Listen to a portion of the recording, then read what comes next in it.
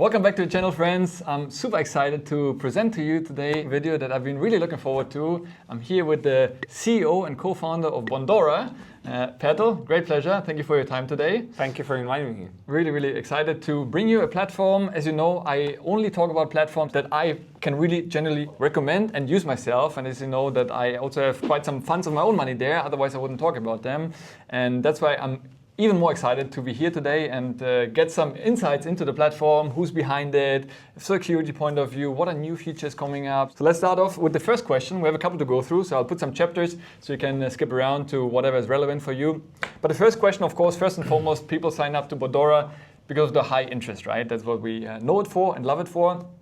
But we also know that the European Central Bank, and many other central banks around the world, but specifically in Europe where you operate, has consistently lowered the rates. So the question is, how sustainable is for Bondora to keep the current 6% that you have? Will you also lower it in the future?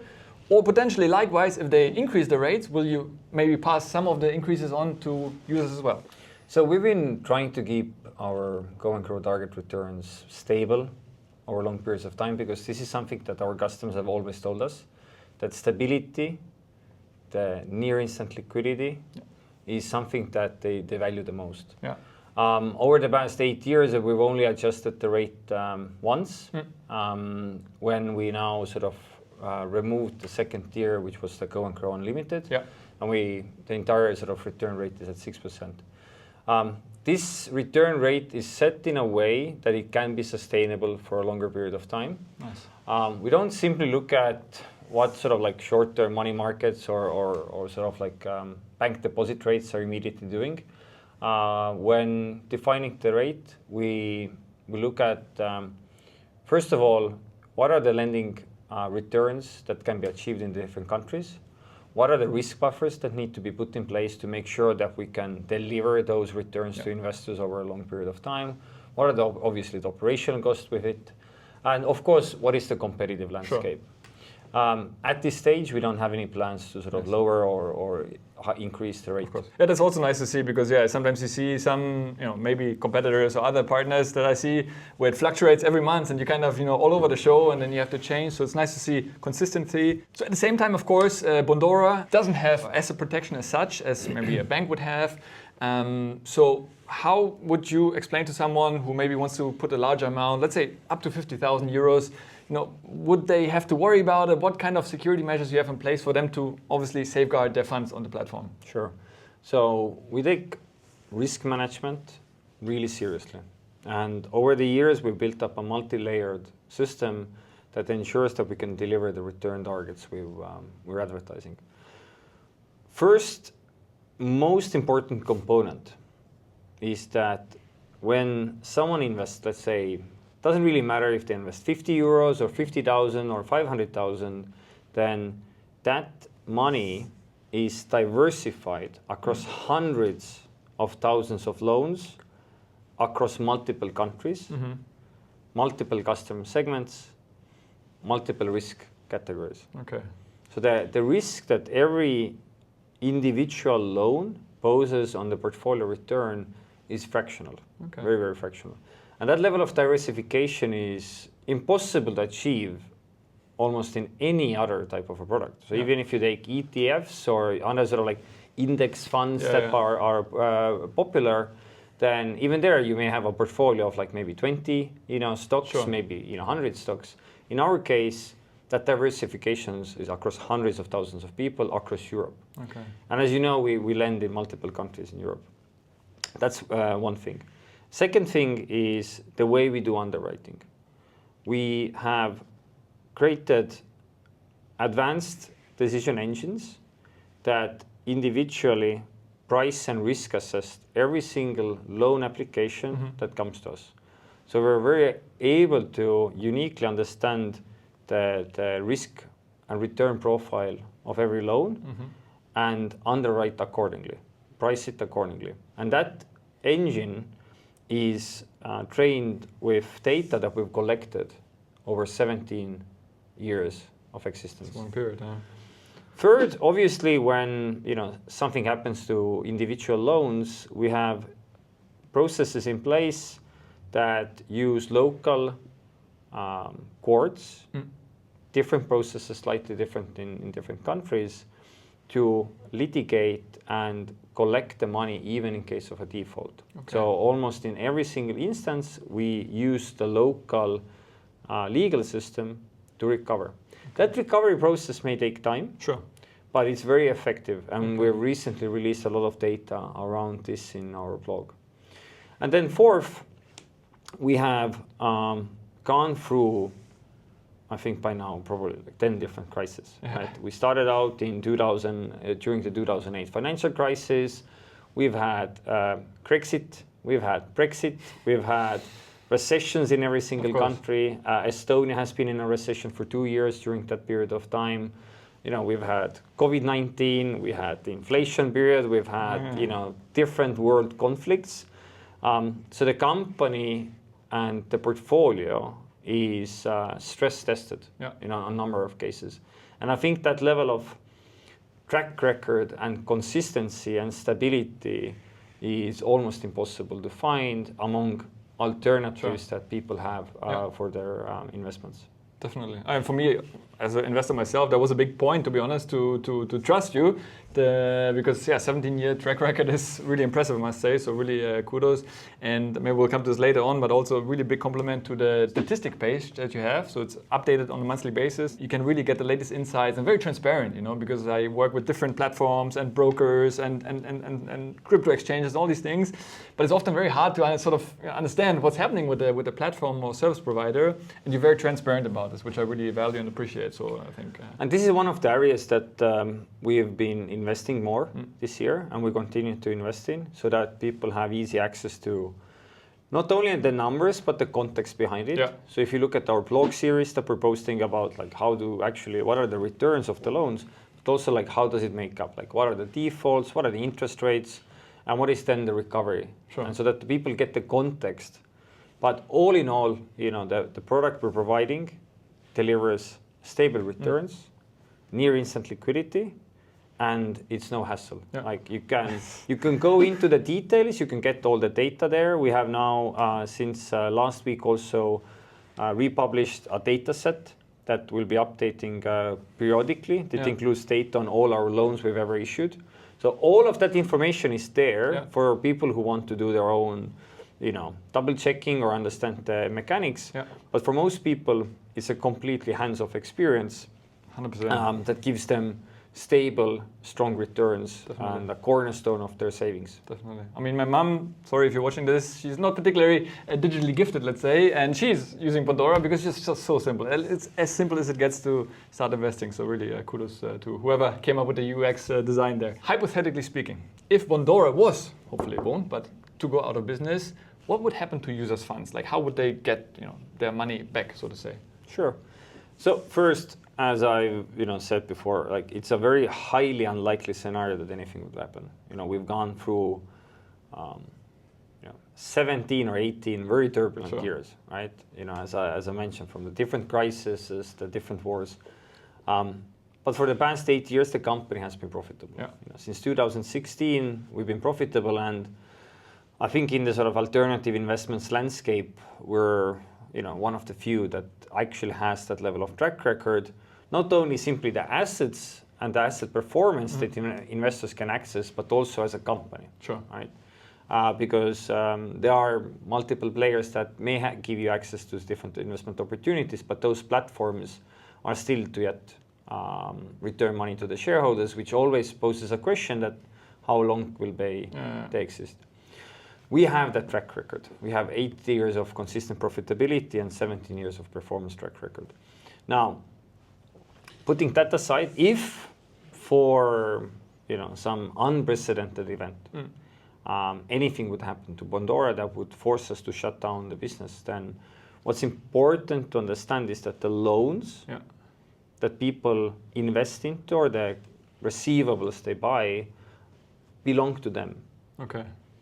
You, as an individual investor, have a fractional ownership of all the hundreds of thousands of loans. So and the that underlying is, asset in a way sort of... yes, so that asset is those receivables that you get. So the fact that if Bondora, anything would happen to Bondora, then those assets are outside of what's called like bankruptcy estate, and they belong to investors. Okay. So in this scenario, we would find a third-party servicer who would continue servicing the loans and managing the repayments until the portfolio is fully repaid. But those assets remain investors, they're theirs. Everyone has fractional ownership. And I think this is quite important to understand. Definitely. So unlike, let's say if you buy bonds of a company, right? And I know, some investors have bought bonds of consumer lenders. They've maybe, bought different types of assets that provide some sort of like, buyback guarantees and other mechanisms. In those cases, those liabilities or those claims are against those companies. So if anything happens to the company, regardless if you bought into tens or hundreds of thousands of loans, whatever happens to the company, people end up having a loss. Okay. In the setup we've built with Go and Grow, individual investors have direct ownership of the fractional assets. Wow, okay. And that is unique because in a way we created fractionalized assets before crypto was ever a thing. And we have more of that if you go and see our security page, then there's more information, and we'll be building that credibility content and the background, how it all comes together over this year, because we've also realized with the different interviews I've done recently is that there are some things that we designed when we created Go and Grow, but we've never actually explained people that hey, this product is has been designed based on the learnings of the 2008 financial crisis and all those crises that have happened ever since. We've tried to create a setup which is extremely robust. Right? I understand that we're not stating any guarantees. We cannot. We don't have the regulatory rights to provide state guarantees. But we've internally set up the product in a way that we're comfortable that we can deliver the target returns, and we are managing for all sorts of risks to have a stable part of someone's savings portfolio. Because as I said, you mentioned your mom, I have my family investing, the co-founders have their families investing. We have more of, let's say, very strong personal liability towards our family as well, and friends that like this thing really needs to work. And I think the way it's set up for these fractional assets and very strong diversification, there is nothing that robust on the market. Because even if you take banks with their like guarantees, then you still have, in those cases, failure points, which is the bank itself or the one providing the guarantee.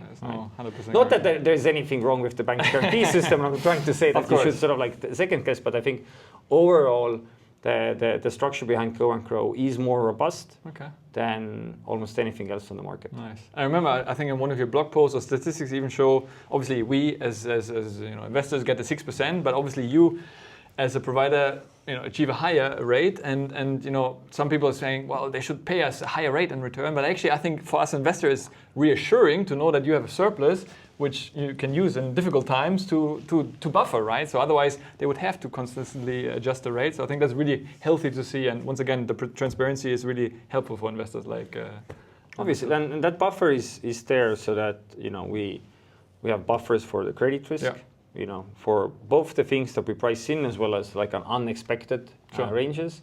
We have buffers for operational costs so that like, we're really doing everything humanly possible other than providing a guarantee, which we simply cannot do legally, to make sure that there isn't a single day we cannot deliver on our promises. Fantastic. So a while ago, Bondora also moved away from the classical P2P lending. And while I really appreciate the shift, but maybe you can explain more about the thought process behind why you moved away to really simplify the offering. That move was driven by our customers and the customer feedback. 2015, 2016, when we initially introduced, products that are now legacy and shut down, which was Portfolio Pro and Portfolio Manager, they were already our first attempts towards Go and Grow. Yeah.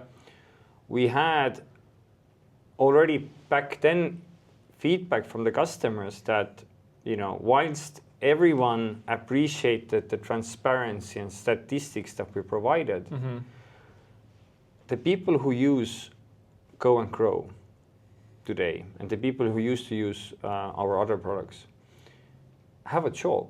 Sure. They have a family, right? Some of them are traders and some of them are professional, let's say professional investors who spend most of the time managing their family money or their own money. But most people want to grow their savings. They are, saving for their kids' education. They're saving for a bigger purchase. It's not a job. Yeah. And they really wanted something that provides them a stable return, near instant liquidity, wherever they need, to do this bigger purchase, and a hassle-free experience. Yeah. And it just took us multiple iterations. Okay. So if we would have been able to figure out how to build something like Go and Grow in the first attempt, then we would have done it. But it took us many years of both financial, legal, and technical engineering to achieve that. But it was driven by customer demand for simplicity, for this high diversification, lack of need for daily management. Sure. But at the same time, getting value every day, getting this liquidity and getting this daily returns. Well, I really definitely value the simplicity of the app, but some of the viewers have been asking me, and I guess you as well, are there plans in the future one day to maybe add a credit card or debit card so actually you can spend the money that you have and that's working for you and growing, because otherwise you have to withdraw it, move it to your bank account and then spend it. Is that something maybe on the roadmap in the future that you could see? We've thought about it a number of times, probably over the past 5 years. Okay. We've even done a few research projects, but so far we've always seen that given the way open banking is developing and given the way NFCs are now widely used, and we first of all don't really think that traditional card infrastructure is the way for the future in Europe of giving people access to their finances. Sure. We expect that infrastructure will change over time. We may consider building something at that moment of time. Today, it's very driven by 2 big companies. So that's on one side. Yeah. So we've seen the sort of customer feedback, but it's not that prevalent because the credit card infrastructure is from the 70s. It's quite legacy technology. So it's a very, very old infrastructure. But more importantly, if you think about what our customers value, then, they want simplicity, daily returns, but it's also a savings product for them. Okay. It's not a daily banking product. They don't actually expect Bondora to provide a daily banking product. Sure. It doesn't mean that at one moment we may not have it, but it's not really prevalent. Okay. Because if you now go and really need your 100 euros, 200 euros, or even 50,000 euros, it takes 2 clicks and it's on your bank account in less than a minute. Yeah. Anywhere in Europe, it's in less than a minute on your bank account, right? So, I understand that, it may not cover for the use case that, you just like, you have to make a payment in 5 seconds. Yeah.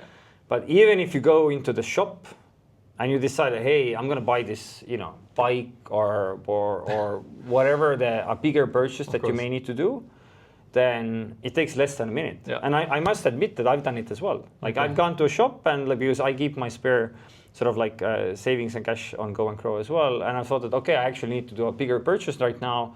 And, while it's like shopping, I basically made the withdrawal, had the money on the account. And so when I go to the checkout till, then the money's there. Yeah.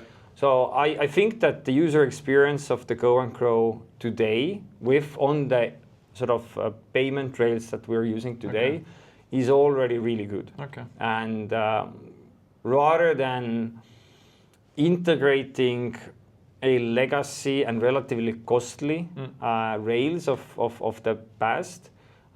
We rather have decided to invest in improving the user experience of the product today, and make it even simpler, and making the sort of app as the sort of like primary, the really core product of this. Oh, makes sense. So that on top of that, from next year, we can start adding new maybe features, benefits, accesses that people are being requesting. So we've had, quite a lot of interest towards, children or kid accounts. Okay, nice. I think, one is driven that a lot of our customers also are now having children, come to an age where they're really looking to give them something that they would understand saving as well. Yeah. So that's an area that we're probably looking into how exactly, but we really want to sort of be able to give our customers an opportunity to keep going grow to their kids. If you could launch it in the next months, please, would be great, because I'm going to have my first kid, so I'm looking at investment opportunities. Congratulations. Thank you very much. So Bondora would be a good option for sure. So that's one. Loyalty programs, having something that people really been asking, because some of our customers have been with us from day one. From when we launched in 2009. So we want to sort of really enhance that, and obviously, the app needs to be the centerpiece. We want to go from in a way being web first to being app first, and have most of our customers there. Nice. Already today, most of traffic, most of daily usage is on the app. Really? Yeah. Okay. Wow. And obviously, for a long time, it's been already mobile. Yeah. I think the desktop part is relatively small by now, but we want to pretty much transition to an app as the key. Fantastic. I think, and that will open up so many different opportunities for different use cases. Even few clicks and getting the money. When you're doing your shopping. Yeah. No, I can definitely recommend you, if you're new to Bondora or want to check it out, put a little bit of money and try that. I mean, I can attest to it as well. I put, first time, because I was also skeptical, right? Put like 50 euros, withdrew it, and as Pärtel said, I mean, it was literally in my Revolut account, which I used a few seconds later. So it really works. So well done for that. And also, I remember in some of your previous interviews and some releases, you mentioned sort of, or hinted at potentially becoming a bank one day. Is that still on the cards? Yes. Bondora becoming a regulated licensed bank is on the roadmap. Mm-hmm. We've been working with regulators in Estonia and also the ECB for some time now. It's a relatively long process. Sure. Because you not only need to apply for a license, but you need to build the organization, the processes to manage that bank in the future. So this is something that is going to come. Exact date is something we're not going to be able to even share, and it's not fully dependent on us. But it's going to add a new layer of trust and credibility for Bondora. And operationally, it's going to allow us to access an even broader set of European markets when it comes to our sort of credit offer. So whilst our investment sort of product is currently available for, I think, close to everyone or everyone in Europe, then our lending is currently active in 6 countries, and by the end of the year it's going to be in 7 countries. But it's a much more country-by-country model right now. And having a bank license will allow us to sort of passport the license into many more countries faster. Okay. So we can bring, all of our innovation and access to credit and access to sort of investing to everyone in Europe. Okay. And if that was to happen, which I think, as you said, would be great and adds credibility, usually banks are not known for high interest rates. Would that then also impact Bondora's interest rate in the future, or would you still be able to keep the high interest rate? Or getting a bank license does not directly impact Go and Grow. Okay. There are going to be different products aimed at potentially different audiences and use cases, right? So we're gonna have both, the bank deposits, which have the state guarantees, and exactly like you would have a deposit with Deutsche Bank or elsewhere, and Go and Grow, and they're gonna be still both coexisting. I Right? see. Okay. So I think because the product dynamics are different, the use cases are different. The bank will likely have term deposits. Okay. You know, so they are not one-on-one comparable. I see. And if you look at our customers today as well, then you know, there's a prevalence of people using different savings products, but not all are in term deposits. Okay. Let's say so they're not. I would say that they're not fully, maybe in some cases, complementary for every single customer. Yeah. They may make a choice between one or two, but in generally they're complementary products. Okay. Because we see also that our investors diversify their investments between, you know, 2 to 4 different types of assets. Sure.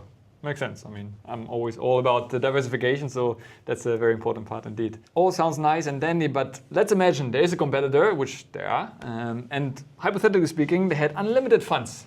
What do you think would be the hardest part for them to replicate about the Bondora experience, so to say? What makes you really unique in that way? They may be able to replicate, you know, a component of our business model or our architecture to a degree, but if you think about Go and Grow, you know, the stability, strong return with near instant liquidity, hassle-free experience, low fees, backed by track record, you know, and robust risk management, and putting it all together takes a lot of time. First of all, it takes a lot of data. You know, our credit models are built on 17 years of data. You know, we've been credit focused for such a long time.